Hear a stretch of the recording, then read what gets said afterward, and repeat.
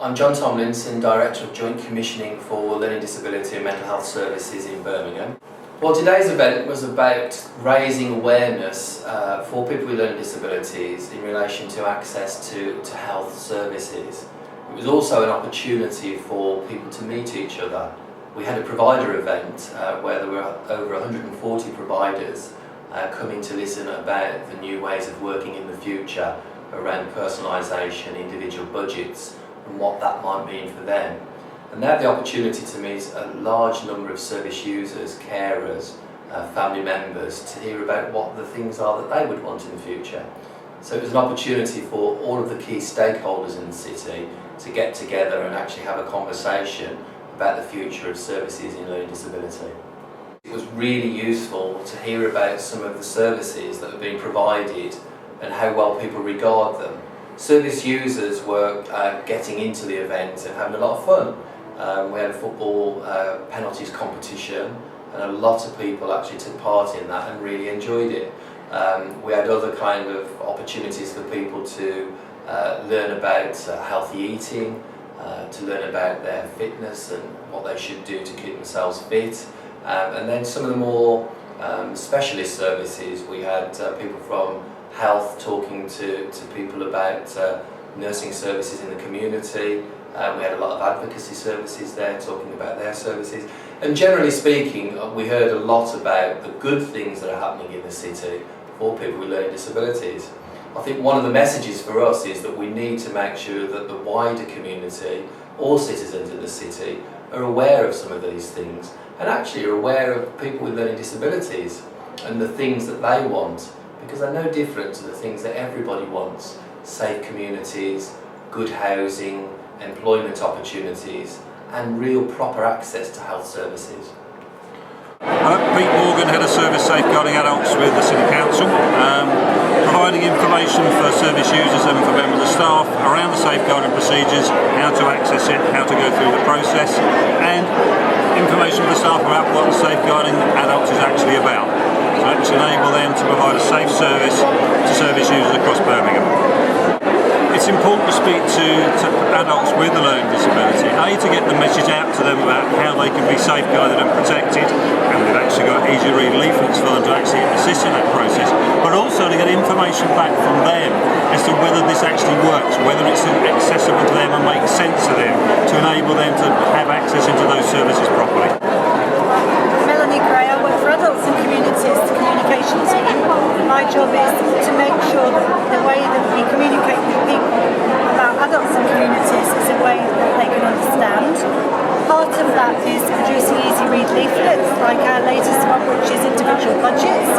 It uses easy words and pictures to explain our new way of working, that people might choose to use the budget that they get and choose the services instead of us arranging them for them.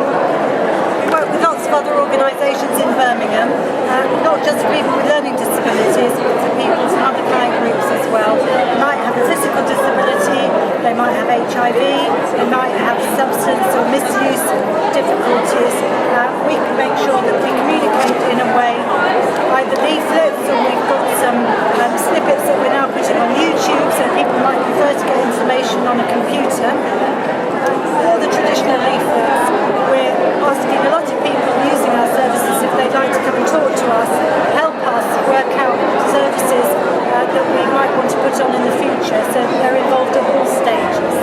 I'm Sandra from Share Friends, and I'm Nyla from Share Friends, and today we've been here at the Learning Disabilities joint event, and we've been here talking about Share Friends, which is a befriending scheme that supports adults with learning disabilities to get a friend and go out and have fun together. People's been asking what we actually do and what they can do with a friend, and my answer really was that you can do anything with a volunteer, that you choose the activities that you like and you just go out and have fun together. So the main question is, what is our service and what do we provide? If you'd like to become a Share volunteer, you can call us on 303 0480 and speak to anybody in Share, and we'll send you an